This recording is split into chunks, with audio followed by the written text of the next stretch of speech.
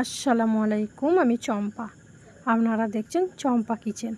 আজকের রেসিপি হলো গাটি কচু আলু চচ্চড়ি। বন্ধুরা সব কেমন আছেন? আশা করি সব ভালো আছেন।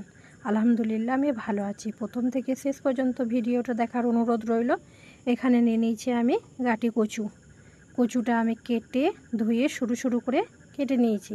আলু আমি সরু সরু করে কেটে নিয়েছি। একটা পেঁয়াজও আমি সরু সরু করে কেটে নিয়েছি। আর 2-4টে কাঁচা লঙ্কা চিড়ে নিয়েছি।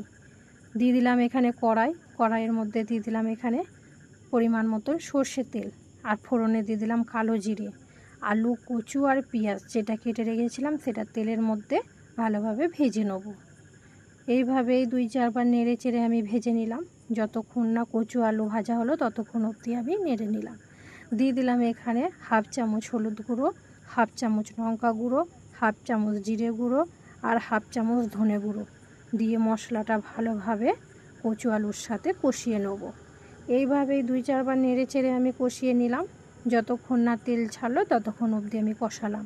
দিয়ে দিলাম এখানে 1/2 কাপ পানিটা দিয়ে আবারও 2-4 বার এইভাবেই নেড়ে চেড়ে ঢাকা দিয়ে দিলাম আধ ঘন্টার জন্য, কচু আর আলুটা সেদ্ধ করার জন্য।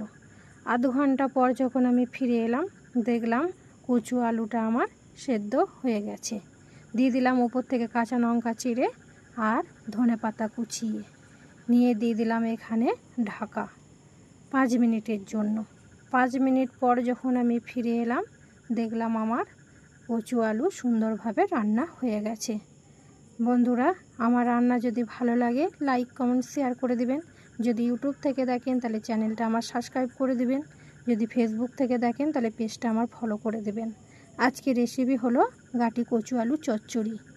এই কচু আলু চচ্চড়িটা রুটি বা পরোটার সাথে খেতে ভালো লাগে। খুদা হাফেজ।